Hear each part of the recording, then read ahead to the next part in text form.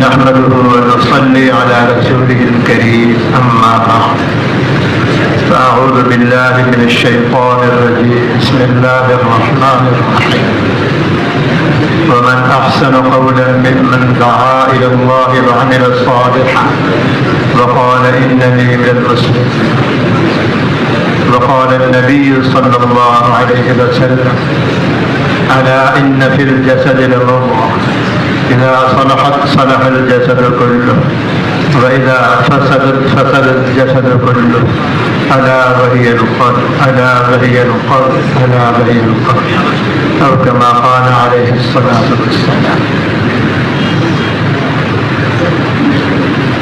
میرے محترم بزرگوں اور بھائیوں اور دوستوں، اللہ تعالیٰ نے ہمیں دنیا کے اندر آخرت کی تیاری کے لیے، آخرت ہمیشہ کی زندگی ہے جو کبھی ختم ہونے والی نہیں، اور دنیا کی زندگی مختصر اور عارضی ہے، فانی ہے، ختم ہونے والی. کل من علیہا فان ویبقى وجہ ربک ذو الجلال والاکرام.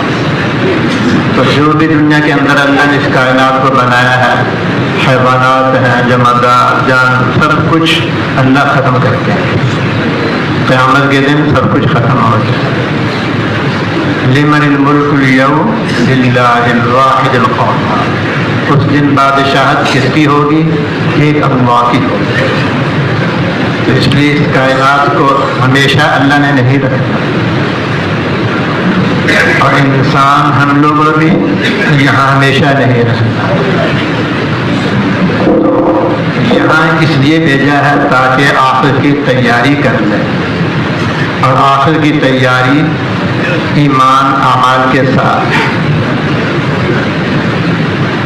انہیں ایمان اور اعمال پر محنت کر کے اللہ کو راضی کر لیا تو وہ کامیاب ہوگا، اور جس نے اس میں غفلت برتی اور خواہشات کی اتباع میں لگا رہا تو وہ خسارے اور نقصان میں ہوگا. وہ ایسا نقصان ہوگا جس کی تلافی نہیں ہو سکے. دنیا کے اندر تو تلافی ہو سکتی ہے کہ آدمی نے بہت گناہ کیے اور بہت اللہ کی نافرمانیاں کی، لیکن توبہ کر کے وہ معاف کرا سکتا ہے. لیکن اگر اسی حال میں چلا گیا، گناہوں کے حال میں، تو پھر موت کے بعد کوئی تلافی کی شکل نہیں. اس لیے ہم میں سے ہر ایک کے پاس یہ تھوڑی سی زندگی ہے، تو تھوڑی سی، لیکن اس اعتبار سے بہت قیمتی ہے کہ ہم نے ہمیشہ ہمیشہ کی آخرت کی زندگی کو بنانا اسی موقع ہے. تو حدیث کا مفہوم ہے، جیسے میں نے حدیث پڑھی، الا ان فی الجسد لمضغہ، کہ خبردار انسان کے جسم میں ایک گوشت کا ٹکڑا ہے، جب وہ ٹھیک ہو جاتا ہے تو سارا جسم ٹھیک ہو جاتا ہے، اور جب وہ بگڑ جاتا ہے تو سارا جسم بگڑ جاتا ہے. اور وہ کیا ہے؟ دل. الا وہی القلب الا وہی القلب الا وہی القلب. غور سے سن لو کہ وہ دل ہے، کہ دل ٹھیک ہو جائے گا تو سارے جسم سے نکلنے والے اعمال ٹھیک ہو جائیں گے، اور دل بگڑ جائے گا تو سارے اعمال بگڑ جائیں گے. اس لیے ہمیں اس کی فکر اور اس کی کوشش، سب سے بنیادی محنت ہے کہ ایمان اور یقین، اللہ کا تعلق، اللہ کی معرفت، اس کو حاصل کریں. حضرات صحابہ رضی اللہ عنہم کی پہلی محنت ایمان کی تھی. سب سے پہلی محنت ایمان کی تھی، اور یہ ایمان کی محنت صرف صحابہ کی نہیں تھی، بلکہ جتنی بھی امتیں آئی ہیں، ہر نبی کی دعوت توحید کی تھی، اور نبوت اور نبی کی اتباع کی تھی. لا الہ الا اللہ محمد الرسول اللہ، لا الہ الا اللہ موسیٰ کلیم اللہ، لا الہ الا اللہ عیسیٰ روح اللہ. تو ہر نبی نے ان کی دعوت میں یہ دو باتیں مشترک تھیں، توحید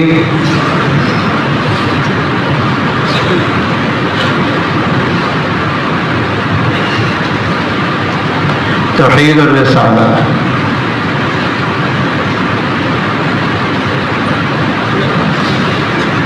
تو سب سے بنیادی محنت ہماری اسی پر ہے کہ ہم محنت کر کے دل کا یقین ٹھیک کریں۔ جب دل کا یقین ٹھیک ہوگا تو اللہ کا تعلق بڑھے گا، اور جب اللہ کا تعلق حاصل ہوگا تو پھر اعمال کرنا آسان ہو جائے گا۔ آدمی مسجد کی دکان میں بیٹھا ہوا ہے، مسجد کے ساتھ دکانیں ہوتی ہیں، تو دکان مسجد کوئی فاصلہ نہیں، مسجد کے قریب ہے، لیکن اگر ایمان کمزور ہے تو اذان سن کر بیٹھا رہے گا، اذان سن کر بیٹھا۔ اور اگر ایمان مضبوط ہے، اللہ کا تعلق قابل ہے، تو پھر اذان سننے کے بعد وہ وہاں بیٹھنا اس کے لیے برداشت ہے۔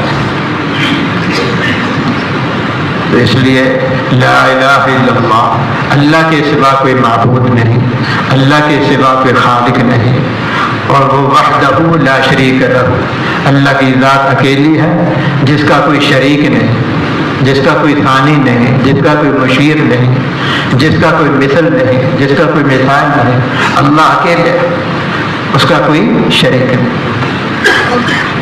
صحت دینے میں کوئی شریک نہیں، بیماری لانے میں اس کا کوئی شریک نہیں، اس کائنات کے وجود دینے میں اللہ کا کوئی شریک نہیں، حالات لانے میں اللہ کا کوئی شریک نہیں، اس کائنات کی ذرے سے لے کر پہاڑ تک اور آسمان، زمین، سورج، چاند، ہر چیز کو پیدا کیا اللہ اکیلے، اللہ نے اکیلے، اللہ کا کوئی شریک نہیں، وحدہ لا شریک ذات ہوئی، یا من لا شریک لہ ولا بدیر لہ، یا خالق الشمس والقمر المنیر، ویا عصمت الباعث الخائف المستجیر، ویا رازق الطفل الصغیر، ویا جابر العظم الکثیر، ادعوک دعاء البائس الفقیر کدعاء المضطر الغریب۔ یہ حضور صلی اللہ علیہ وسلم کی دعاؤں میں سے ہے، اے وہ ذات کہ جس کا کوئی شریک نہیں، جس کا کوئی وزیر اور مددگار نہیں، چھوٹا بچہ طفل صغیر اس کو روزی دینے والے اللہ، ٹوٹی ہوئی ہڈی کو جوڑنے والے اللہ۔ تو اللہ وہ ذات ہے کہ جو بڑا البڑا ذات ہے، جو تصور میں نہیں آ سکتا، اس کی قدرت کا احاطہ ہم میں سے کوئی کر نہیں سکتا۔ تو اللہ کی قدرت کا یقین دل میں اتر جائے، اور جتنا دل صاف ہوگا اور دل پاک ہوگا، دل اللہ کی محبت سے بھرا ہوا ہوگا، دل اللہ کے تعلق سے بھرا ہوا ہوگا، اور معرفت کا انعکاس ہوگا، تو یہ دل خیر ہی کی طرف چلے گا، یہ دل خیر ہی کی طرف چلے گا، شر سے دور ہو جائے گا۔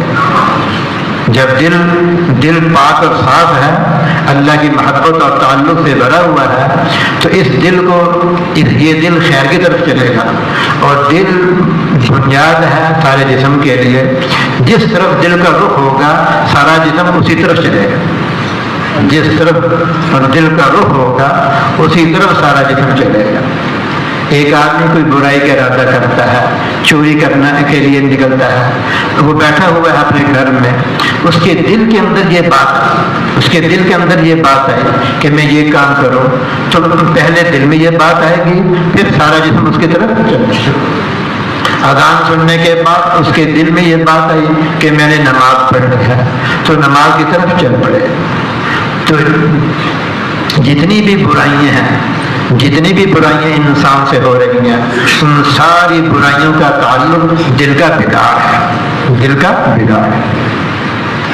اور دل کی اصلاح کیا ہے؟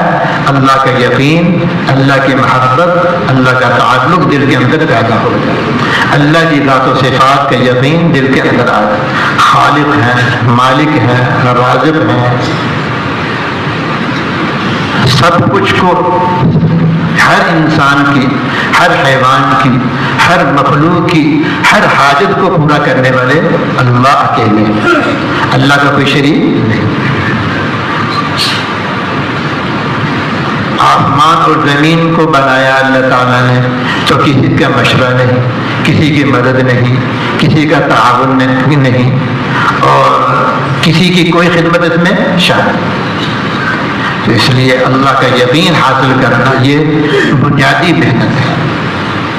اور اسی طرح دل کی اصلاح کی چیزیں ہیں ایمان، یقین، تعلق، معرفت، اور دل کی بگاڑ کی چیزیں کیا ہیں؟ دل کی فساد کی چیزیں کیا ہیں؟ دنیا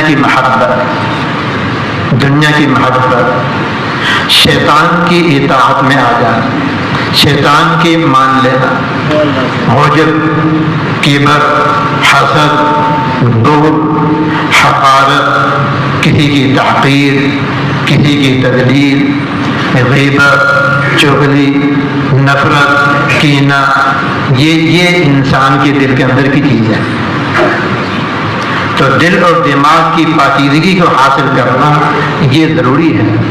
اور اگر ایک آدمی دعوت، تعلیم و تعلم، ذکر و عبادت، خدمت، ان اعمال میں لگے گا تو دل پاکیزہ ہوتا چلا جائے گا۔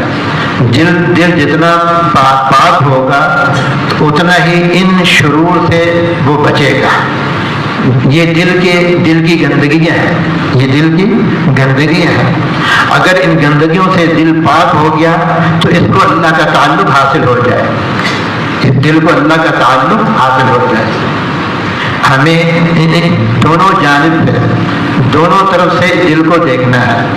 برائی کے اعتبار سے بھی اپنے دل کو دیکھیں کہ میرا دل کن کن گندگیوں اور برائیوں میں مبتلا ہے، اس سے بھی اس کو پاک رکھیں، دماغ کو پاک رکھیں۔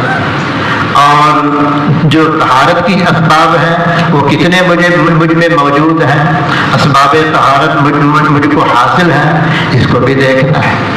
تو اس لیے بڑے فرماتے ہیں کہ بعض دفعہ آدمی گشت کر رہا ہے، آدمی محلے میں گشت کر رہا ہے، بازار میں گشت کر رہا ہے، دوسرے کو دعوت دے رہا ہے ایمان کی، یقین کی، اللہ کی طرف بلا رہا ہے، لیکن اس کی نظر محفوظ نہیں، اس کی نظر محفوظ نہیں، نہ محرم پر نظر پڑی، اس نے اپنی نظر کو جھکایا نہیں، نظر کو ہٹایا نہیں، تو یہ دل کی ناپاکی اس کے دل کو ناپاک ہے، یہ ناپاکی اس کے دل کو ناپاک ہے۔ آدمی سارا دن دعوت کی محنت میں لگا ہوا ہے، تعلیم و تعلم کے اعمال میں لگا ہوا ہے، ذکر اور خدمت میں لگا ہوا ہے، تہجد اور تلاوت میں لگا ہوا ہے، دوستوں کو دعوت دے کر ان کو بھی لگا رہا ہے، لیکن جب اپنے دوستوں کے ساتھ بیٹھتا ہے تو کسی ایک کی غیبت اور برائی، کبھی کسی دوسرے کی برائی اور غیبت، کبھی کسی کی، تو یہ غیبت اس کی ساری نیکیوں کو برباد کر دے۔ یہ غیبت اس کی، کہتے ہیں غیبت اشد من الزنا، غیبت اشد من الزنا، غیبت زنا سے بھی زیادہ بری چیز۔ تو اب دونوں طرف سے ہم نے اپنے کو دیکھنا ہے، دونوں اعتبار سے ہم نے اپنوں کو دیکھنا ہے۔ اعمال دعوت کے ذریعے سے دل کی پاکیزگی حاصل ہوتی ہے، اور اعمال سیاح کے ذریعے سے دل کی جو ہے پاکیزگی ختم ہوتی ہے۔ تو جو ہے ہمارے اکابر، اولیاء اللہ، اسلاف، صوفیاء، اتقیاء، ان حضرات نے اس پر محنت کی۔ اگر ایک آدمی حسد سے بھرا ہوا ہے وہ متقی نہیں بن سکتا، حسد کرنے والا متقی نہیں بن سکتا، غیبت کرنے والا متقی نہیں بن سکتا، نظر کو محفوظ نہ رکھنے والا متقی نہیں بن سکتا، دوسرے کو حقیر سمجھنے والا متقی نہیں بن سکتا، دوسرے کو کی تذلیل کرنے والا متقی نہیں بن سکتا۔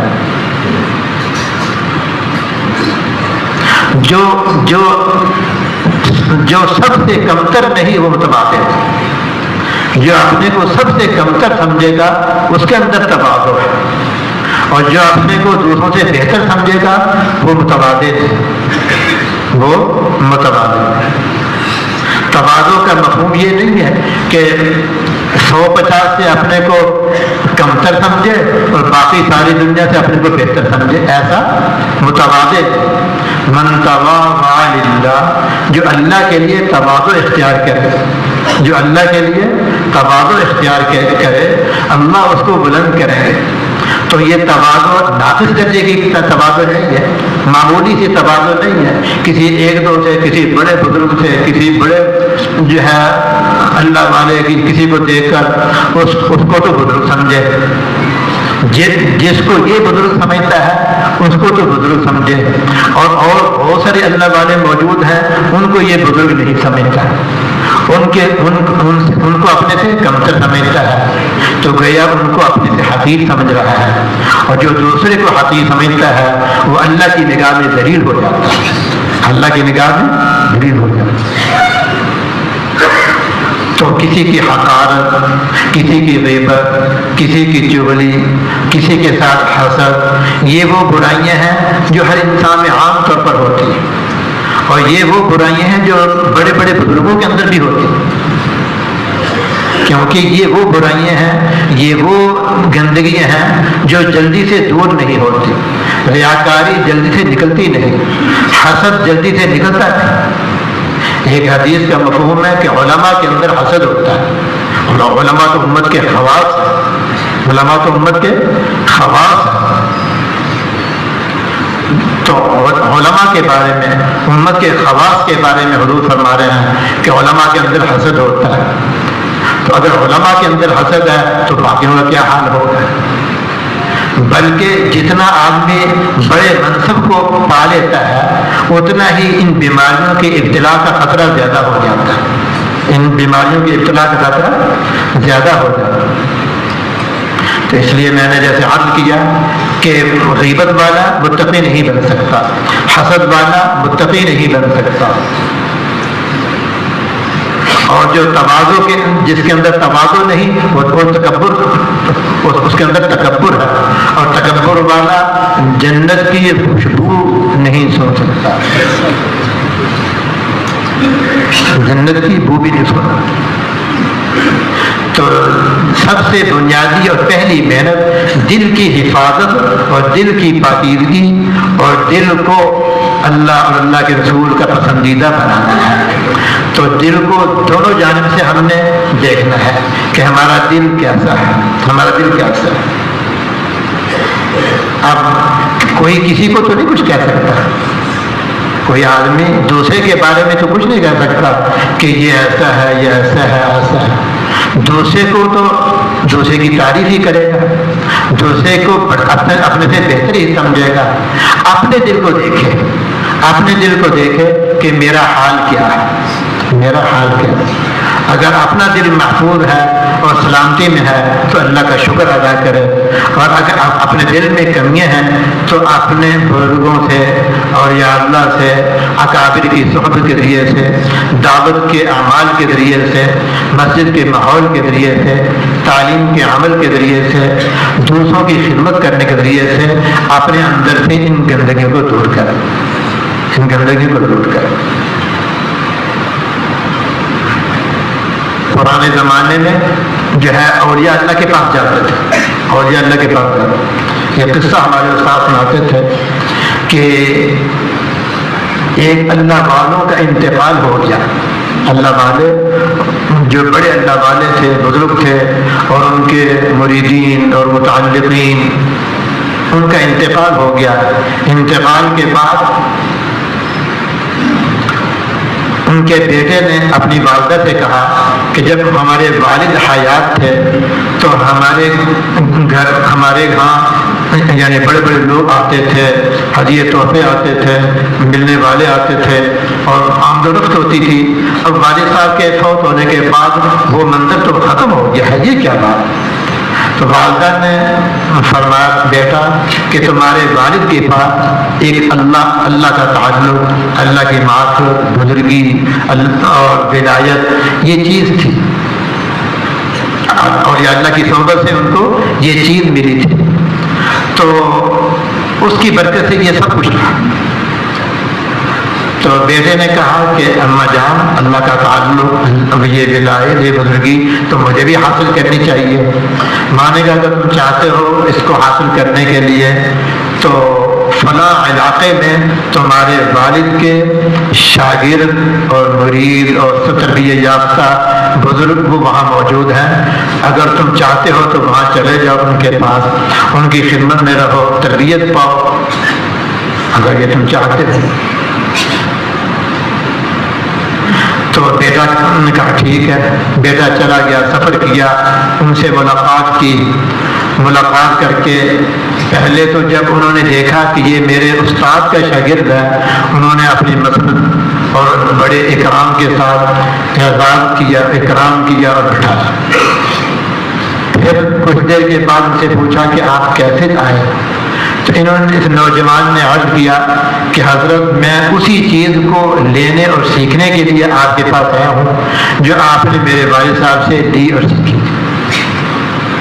تو فرمایا اگر تم یہ سیکھنے کے لیے آئے ہو، طالب علم بن کر آئے ہو، متعلم بن کر آئے ہو تو پھر ادھر نیچے بیٹھ جاؤ، پھر طالب علموں کی صف میں بیٹھ جاؤ، تو کچھ ہم تمہارے دل میں معمولات لگا دیں گے، ذمہ داریاں خدمات لگا دیں گے، تم ان کو کرتے رہنا، پھر تمہاری تربیت کے اسباب انشاءاللہ ہم دیکھتے رہیں گے۔ تو ان کے دل میں جو انہوں نے خدمات لگانی تھیں یا جو اعمال لگانے تھے لگا دیے۔ کچھ عرصے کے بعد 4 مہینے 6 مہینے مثلا عرصے کے بعد ان بزرگوں نے ایک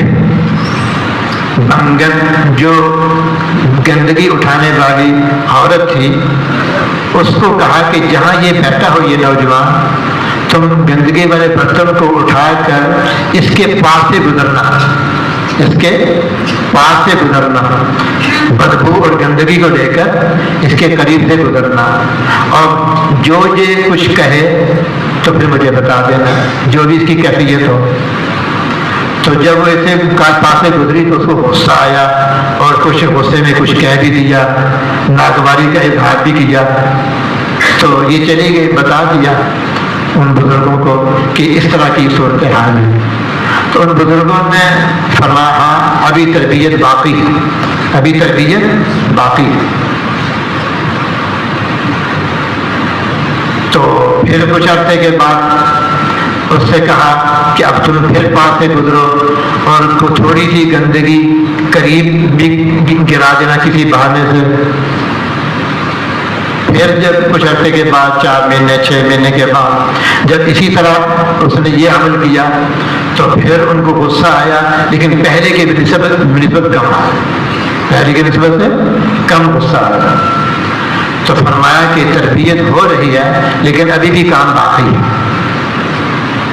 2 دفعہ کے بعد 4 دفعہ کے بعد ایک دفعہ پھر یوں ہوا، انہوں نے کہا کہ جب تم پاس سے گزرو تو وہ گندگی کے پاس بھی گرا دینا، اس کے اوپر بھی گرا دینا کچھ۔ اب دیکھنا کہ یہ کیا کہتا ہے۔ تو آخری موقع پر جب وہ پاس سے گزری اور اس کی بے اکرامی ہوئی، گندگی اس پر گری، تو اس نے بجائے غصہ کرنے کے، بجائے ڈانٹنے کے، بجائے اس کو حقارت کی نگاہ سے دیکھنے کے، اور بجائے اس کو اور کسی قسم کی تنبیہ کرنے کے اور اس کو برا بھلا کہنے کے، کیا کہتے ہیں کہ اوہو میری وجہ سے آپ کو تکلیف ہوئی، میری وجہ سے آپ کو تکلیف ہوئی، اور اس گندگی کو اٹھا کر اپنے ہاتھ سے اس کے برتن کو بھر کر اس کو دیا کہ تم اٹھا کر لے۔ تو یہ بزرگ کہنے لگے اب تربیت ہو گئی۔ یہ میری بات سمجھ میں آ رہی ہے کسی کو کہ نہیں؟ یعنی اولیاء اللہ کی صحبت میں تبلیغ ایک بہت بڑی چیز ہے، تبلیغ کا کام ایک بہت بڑی طاقت ہے، تربیت کے لیے بہت بڑی طاقت ہے۔ اعمال طاقت یہ حضور صلی اللہ علیہ وسلم کی ذات سے نکلے ہوئے اعمال ہیں اور حضرات صحابہ کی ذات سے نکلے ہوئے اعمال ہیں۔ ان اعمال دعوت کی تاثیر اور طاقت اتنی ہے کہ جو ان اعمال کو پوری پابندی کے ساتھ کرے گا، جن برائیوں کا میں نے عرض کیا، ذکر کیا، ان برائیوں سے بچتے ہوئے لگے گا، تو پھر اس انسان کی روحانی ترقی بہت تیزی سے ہو جائے گی، ایمانی تربیت بہت جلدی سے ہو جائے گی، اللہ کا تعلق بہت جلدی حاصل ہو جائے گا۔ تو اب یہ قصہ سنانے کا مقصد یہ تھا کہ جب آدمی یہ سمجھ لے کہ میں کچھ نہیں، جب آدمی یہ سمجھ لے کہ میں کچھ نہیں، میں سب سے بدتر اور کمتر، میں سب سے بدتر اور کمتر، سب مجھ سے افضل اور بہتر، سب مجھ سے افضل اور بہتر، میں سب سے کمتر اور سب سے بدتر۔ جب یہ کیفیت جب تک نہیں ہوگی تو تربیت نہیں ہوگی، گویا کہ کبر کو، عجب کو اور اپنی پڑھائی کے جذبے کو ختم کرنا تربیت کا پہلا سبق ہے، تربیت کا پہلا سبق ہے۔ ان استاد اور بزرگوں نے اس کی تربیت کے لیے سب سے پہلے اس سبق پر محنت کی تھی، اس سبق پر محنت کی۔ پھر اس کے بعد ایک اور ان کا امتحان اور آزمائش میں ڈال دیا۔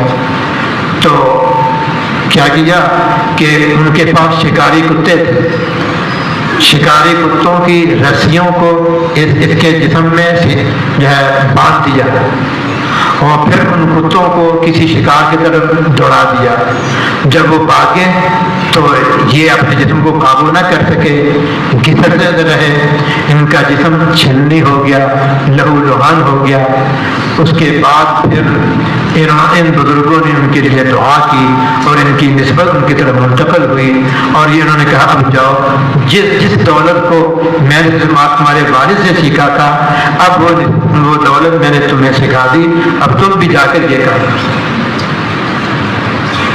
تو جو آدمی اللہ کے راستے میں نکلا ہے 3 دن کے لیے، 1 دن کے لیے، 2 دن کے لیے، چلے کے لیے، 4 مہینے کے لیے، 7 اور 7 مہینے کے لیے، سب سے پہلے نکلنے سے پہلے اس کا یہ جذبہ ہونا چاہیے، اس کا یہ جذبہ ہونا چاہیے کہ میرے دل کی پاکیزگی مجھے حاصل ہو جائے، میرے دل کی طہارت مجھے حاصل ہو جائے، اور مجھے اللہ کا تعلق نصیب ہو جائے، اور میری صحیح تربیت ہو جائے۔ تو جو تربیت کے جذبے سے، اپنے اصلاح کے جذبے سے، اپنے اللہ کے تعلق کو حاصل کرنے کے جذبے سے نکلے گا تو وہ ہر چیز کو برداشت کر لے گا، وہ ہر چیز کو برداشت کر لے گا۔ خدمت میں لگا دیں گے، خدمت کے لیے تیار، پہرے پہ لگا دیں گے، پہرے کے لیے تیار، برتن دھونے پہ لگا دیں گے، برتن دھونے کے لیے تیار، اگر مصلی پر امامت کے لیے کر دیں گے تو وہ اس کے لیے تیار، یعنی ہر کام اس کو آسان ہو جائے گا، ہر مشکل سے مشکل کام اس کو آسان ہو جائے گا۔ حضرات صحابہ رضی اللہ تعالیٰ عنہ نے صلی اللہ علیہ کی صحبت میں یہ تربیت حاصل کی تھی۔ حضرت عمر رضی اللہ تعالیٰ نے سوچا کہ ایک بڑھیا ہے، ایک بوڑھی عورت، اپاہج تھی، کمزور، معذور قسم کی عورت، تو حضرت عمر رضی اللہ سوچا کہ میں اس کی خدمت کروں، میں اس کی خدمت کروں کہ اس کی خدمت سے میں اللہ کے تعلق میں آگے بڑھ جاؤں۔ ان حضرات کے سامنے اللہ ہی اللہ تھا، انہوں نے اللہ کو مقصود بنایا تھا۔ ہم بڑوں بزرگوں کے جملوں میں سنتے ہیں نا کہ ہمارا مطلوب، مقصود، ہمارا محبوب اللہ بن جائے۔ لا الہ الا اللہ، لا مطلوب الا اللہ، لا مقصود الا اللہ، لا محبوب الا اللہ، کہ اللہ ہی میرا مقصود اور مطلوب بن جائے۔ تو یہ جذبہ ہر صحابی کے اندر تھا۔ تو چنانچہ حضرت عمر رضی اللہ تعالیٰ عنہ نے ایک عورت اپاہج معذور کو کی خدمت کے لیے انہوں نے تلاش کیا۔ تو عشاء کے بعد، عشاء کی نماز کے بعد کچھ وقت کے بعد اس کے گھر میں گئے کہ میں اس کی خدمت کروں، تو دیکھا کہ اس کی خدمت ہو چکی، صفائی ہو چکی، اس کے تکلا کی جگہ صاف ہو چکی، اس کے برتن دھو کر رکھے ہوئے ہیں، اس کے سارے کام ہو چکے۔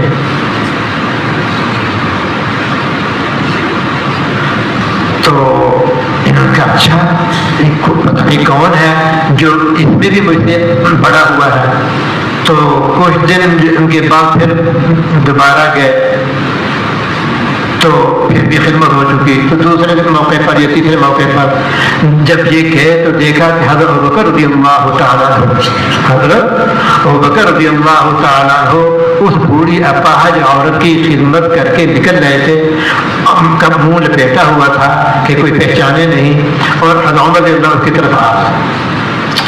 تو حضرت عمر بھی دیکھ کر حیران رہ گئے کہ ابوبکر سے میں نہیں پڑھ سکتا, کہ ابوبکر عجیب آدمی ہے, ہر میدان میں بازی لے جاتا, ہر ادنا سے ادنا کام, ہر کم تر سے کم تر کام, جو مشکل سے مشکل کام ہو جس کو کوئی کرنے کے لیے تیار نہیں, ابوبکر اس کے لیے تیار, ابوبکر اس کے لیے تیار. ہر صحابی ایسی تربیت یافتہ تھے کہ وہ حضور صلی اللہ علیہ وسلم کے تیروں میں سے تیر بن چکے تھے. جس طرف پھینک دیا جاتا پھر چلے جاتے, اور جس کے لیے جس تقاضے پر کہا جاتا وہ چلے جاتے. اس لیے حضرات صحابہ کے زمانے میں کسی تقاضے پر ان کی طرف سے انکار ہو, کوئی تاخیر ہو, کوئی عذر ہو, کوئی جو ہے کوئی بہانہ ہو, کوئی حیلہ ہو کہ نہ جائیں, ایسا نہیں ہوتا.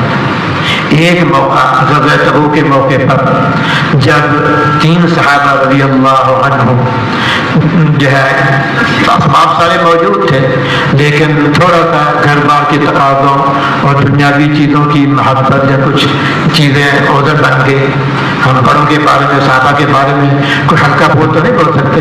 حضرات صاحب رضی اللہ عنہم تو جو ہے ان کی تو کوتاہیاں بھی اللہ تعالیٰ نے معاف کر دی, لیکن کسی وجہ سے تھوڑا سا جو ہے ان کو رکاوٹ آ گئی اور تاخیر ہو گئی, اور حضرات صحابہ حضور صلی اللہ علیہ وسلم کے غزوے میں گئے ہوئے تھے, واپس آ گئے, اور اس وقت تک یہ نہ جا سکے تو ان کو کتنی پریشانی, ان کی کتنی جو ہے تکلیف, اور ان کو کتنا رونا دھونا پڑا, سب کے سامنے موجود ہے, فضائل اعمال میں قصہ موجود ہے کہ ایک ذرا سی کوتاہی پر اللہ کی طرف سے تنبیہ, حضور صلی اللہ علیہ وسلم تنبیہ, اور حضور کی ناراضگی. حضور جیسی ذات کو ناراض کرنا ان کے کتنا بھاری تھا, اور حضور کی ناراضگی پر اللہ کی ناراضگی, تو اللہ اور اللہ کے رسول کی ناراضگی کو برداشت کیسے کر سکتے تھے, تو کتنا ان پر ناگوار گزرا ہوگا. تو یہ حضرات صحابہ رضی اللہ عنہ کا زمانہ تھا, اور ان زمانے میں حضرات صحابہ کا انداز یہ تھا کہ اپنے کو مٹا کر, اپنی کوئی حیثیت نہیں. مولانا جمشید صاحب رحمہ اللہ کا جملہ تھا, میں کچھ نہیں, میرا کچھ نہیں, میرے سے کچھ نہیں, میں کچھ نہیں, میرا کچھ نہیں, میرے سے کچھ نہیں. تو اپنے کو مٹا دینا یہ تربیت ہے. اپنے کو تذلل والے چیزوں میں, کاموں میں لگانا, اس راستے سے تربیت حاصل ہوتی ہے. تو اللہ کے راستے میں نکل کر ہم میں سے ہر ایک جب طالب صادق بنے گا تو اس کی تربیت ہوگی. اور جو آدمی خواہشات پر چلے گا, جتنا خواہشات پر چلے گا اتنا ہی شیطانی راستہ اس نے اپنے لیے لے لیا, اور شیطانی راستے پر چل کر تربیت نہیں ہوگی بلکہ تربیت کے لیے رکاوٹ بن جائے. تو اس لیے ہم اللہ کے راستے میں نکلے ہیں. حضور صلی اللہ علیہ وسلم دین بھی دے کر گئے ہیں, اور دین کی محنت بھی دے کر گئے, دین بھی دے کر گئے ہیں, دین کی محنت بھی دے کر گئے ہیں. تو جیسے میں نے عرض کیا کہ ہم یہ نیت کریں, یہ عزم کریں, جن برائیوں کا میں نے تذکرہ کیا, عجب ہے, کبر ہے, حسد ہے, بغض ہے, نشے میں بیٹھے ہوئے ہیں, شورا والے نشے میں بیٹھے ہوئے ہیں, نشے میں نام آ رہا ہے کہ بیان فلاں کا ہو جائے, فلاں کا بیان فلاں کا ہو جائے. اب ایک شورا والا کہتا ہے کہ بیان تو میرا ہونا چاہیے تھا, اس نے میرے خلاف کیوں رائے دی. اگر یہ جذبہ ہے تو یہ تو دنیا کی محبت سے بھرا ہوا آدمی ہو جائے گا, کوئی بھی ہو. مثال کے طور پر جماعت مسجد میں بیٹھی ہے, 3 دن کی جماعت بیٹھی ہے, جماعت بیٹھ گئی, ابھی مشا ہو رہا ہے, مشا ہو رہا ہے کہ خدمت میں فلاں لگ جائے, حضور کے بعد کہ حمد فلاں کو مل جائے, بیان فلاں کو مل جائے, تعلیم فلاں کو مل جائے. یہ مثالیں دے رہا ہوں, کسی کی طرف کوئی اشارہ کرنا مقصود نہیں ہے. ہم سب ایک ہی ہیں, ہم سب ہی ان کمزوریوں کے اندر تو ایک ساتھی سنانے لگے کہ ایک آدمی کمزور تھا، اس کو بیان آتا نہیں تھا، لیکن جماعت والوں نے اس کو بیان نہیں دیا، تو امیر صاحب سے ناراض ہو گئے، امیر صاحب سے ناراض ہو گئے، مجھے بیان نہیں دیا۔ تو امیر صاحب نے کہا اچھا یہ ناراض ہوتا ہے تو اس کو بیان دے دیتے ہیں۔ بیان اس کو آتا نہیں تھا، جب بیان کرنے کے لیے کھڑا ہوا تو پسینے چھوٹ گئے اور بیان نہیں کر سکا، پھر امیر صاحب کو کھڑا کیا کہ جی بیان آپ کرو۔ تو کہنے کا مقصد کہ ہر آدمی کے اندر طلب منصب، ہر آدمی کے اندر طلب منصب ہے۔ جو آدمی جتنا بڑا ہوتا چلا جاتا ہے، جتنا پرانا ہوتا چلا جاتا ہے اور جتنا بڑا بزرگ ہوتا چلا جاتا ہے، منصب کی طلب اس میں بڑھتی چلی جاتی ہے، منصب کی طلب اس میں بڑھتی چلی جاتی ہے۔ شیطان سب سے بڑا بزرگ تھا۔ شیطان نے اللہ کی بہت عبادت کی تھی، ہزاروں سال اللہ کی عبادت کی تھی، آسمان کے چپے چپے پر اس نے اللہ کی عبادت کی ہوئی تھی، اور اللہ کی عبادت کرتے کرتے بہت بڑی بزرگی کو پہنچا ہوا تھا۔ لیکن جب اللہ نے امتحان لیا کہ سجدہ کرو تو کون سی چیز مانے ہو گئی؟ کبر مانے ہو گئی۔ کبر، شیطان اس کے کبر نے بنا، اس کی عجب نے اس کو شیطان بنا۔ تو یہ برائیاں ایسی ہیں کہ جن سے اپنے کو نکالنا بہت ضروری ہے، جن سے اپنے کو نکالنا بہت ضروری ہے۔ اگر دنیا کی محبت ہمارے سے نہیں نکلی، ہمارے دل میں دنیا کی محبت موجود ہے، حب الدنیا رأس کل خطیئہ، حب الدنیا رأس کل خطیئہ، دنیا کی محبت ہر برائی کی جڑ ہے، دنیا کی محبت ہر برائی کی جڑ ہے، اور کبر ہر شر کی جڑ ہے، کبر ہر شر کی جڑ ہے، اور عجب ہر شر کی جڑ ہے۔ تو اس لیے اللہ ہماری تربیت فرما دے، اللہ ہمیں اپنا تعلق نصیب فرما دے۔ جس کو جتنی طلب ہوگی اتنا ہی پائے گا، جس کو طلب ہوگی وہ پائے گا۔ اس نوجوان کا جو قصہ میں نے سنایا وہ اسی لیے سنایا کہ اس کو سچی طلب تھی، اس نے ہر چیز کو برداشت کر لیا، اس کو سچی طلب تھی، ہر چیز کو برداشت کر لیا، تو اللہ نے اس کو دے بھی دیا، اللہ نے اس کو دے بھی دیا۔ تو تبلیغ کی محنت تربیت کا بہت بڑا ذریعہ ہے، لیکن تربیت تبھی ہوگی جب امیر کی اطاعت ہوگی، ہر ساتھی کو اپنے سے بہتر سمجھے گا۔ پہلے ہم اپنے بڑوں سے سنتے تھے کہ جب ہم جماعت میں نکلیں تو اپنے تمام ساتھیوں کو اصحاب کہف میں سے سمجھے، اور ایک کتا تھا نا اصحاب کہف کے ساتھ، تو یہ سمجھے کہ میں اس کتے کی طرح ان کے ساتھ ہو گیا ہوں کہ اگر ان کے ساتھ لگا رہا تو میرا کام بھی بن جائے، میرا کام بھی بن جائے۔ تو جیسے روشنی جلاتے ہیں تو روشنی کی یعنی بلب جلایا تو روشنی پھیل گئی، جب بلب جلایا تو روشنی پھیل گئی، بڑا بلب جلائیں گے تو روشنی دور تک چلے جائے گی۔ سورج نکلتا ہے، سورج کی روشنی پوری دنیا میں پہنچ جاتی ہے۔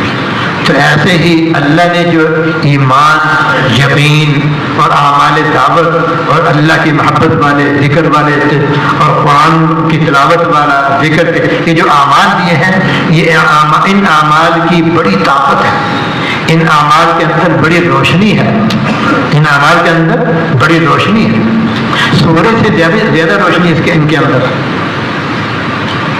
قیامت کے دن ایمان والے جا رہے ہوں گے، یوم یقول المنافقون والمنافقات للذین آمنوا انظرونا نقتبس من نورکم، یوم یقول المنافقون والمنافقات للذین آمنوا انظرونا، ایمان والوں سے کہیں گے تھوڑا ٹھہر جاؤ، اپنے نور میں سے ہمیں بھی دے دو کچھ۔ نقتبس من نورکم قیل ارجعوا وراءکم، ان سے کہا جائے گا کہ پیچھے چلے جاؤ، واپس چلے جاؤ، پیچھے چلے جاؤ۔ یعنی کیا مطلب؟ یہ نور یہاں نہیں ملا ہمیں، یہ نور ہم دنیا سے لے کر آئے، یہ نور ہم دنیا سے لے کر آئے، اور جو ہے دنیا سے ہم نے اعمال جو کیے ہیں، اعمال ان کا یہ نور ہے۔ تو تم تو منافقین ہو، تم نے دنیا کے اندر اعمال کیے نہیں، تو تم جاؤ تو ہمارے نور سے تم کو فائدہ نہیں ملے گا۔ پھر ایک دن آڑ آ جائے گی، مومنین جدا ہو جائیں گے اور یہ منافقین جدا ہو جائیں گے، اندھیرے میں رہ جائیں گے اور کوئی ان کو ان کی مدد کا سہارا بننے والی چیز ان کو نہیں ملے گی۔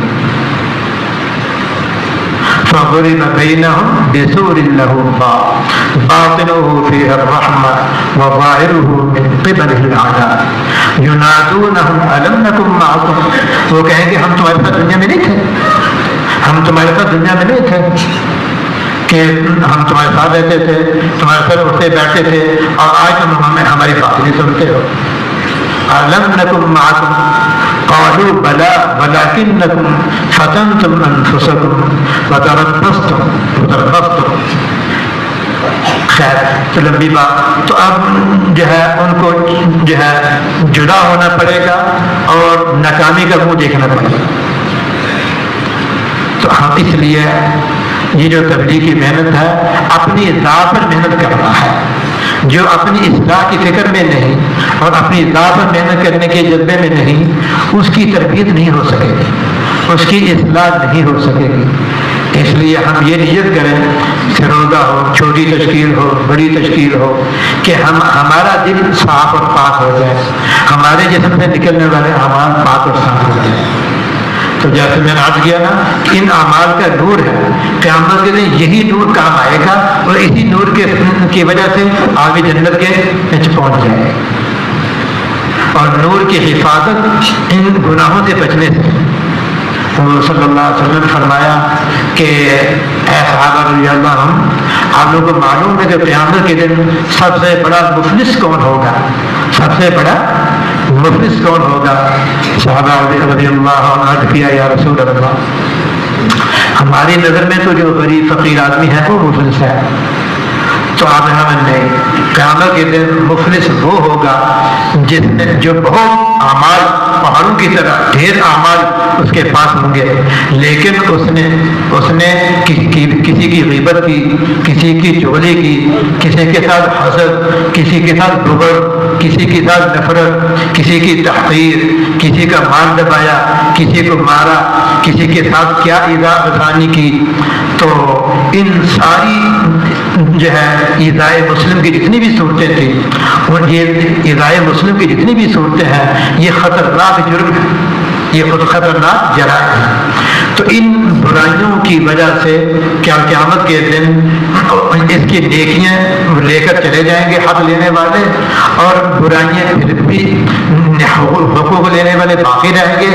تو ان کے گناہ، اس آدمی کے گناہوں کو ان حق والوں کو دے دیے جائیں گے، یعنی ان کی نیکیاں دے دی جائیں گی اور ان کے گناہ اس پر ڈال دیے جائیں گے، سمجھ گے؟ ان کے گناہ اس پر ڈال دیے جائیں گے، تو دوسرے گناہوں کا بوجھ لے کر ہی جہنم میں چلا جائے۔ اس نے نیکیاں کی تھی وہ اوروں کو مل گئے۔